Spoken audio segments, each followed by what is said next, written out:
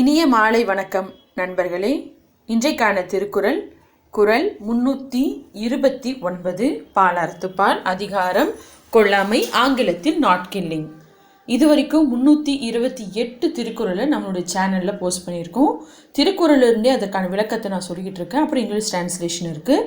அதனுடைய லிங்க், அதாவது அந்த பிளேலிஸ்ட் லிங்க் நான் உங்களுக்கு கொடுக்குறேன். மறக்காமல் போய் பாருங்கள், ரொம்ப யூஸ்ஃபுல்லாக இருக்கும்.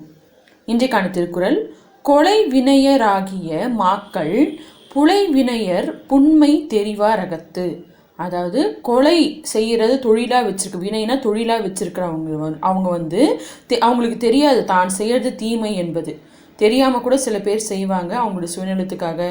ஆனால் அந்த கொலையை தொழிலாக செய்கிறவங்களுக்கு அவங்களுடைய செய்கிறது தீமைன்னு தெரியாது. ஆனால் அந்த சான்றோர்கள் பெரியவர்களுக்கு அந்த மாதிரி கொலை செய்கிறவங்களோட பார்த்திங்கன்னா அவங்கள மதிக்க மாட்டார்கள். இல்லைனா அவங்க என்ன சொல்கிறது, பயனற்றவர்கள் அப்படின்னு நினைப்பாங்க.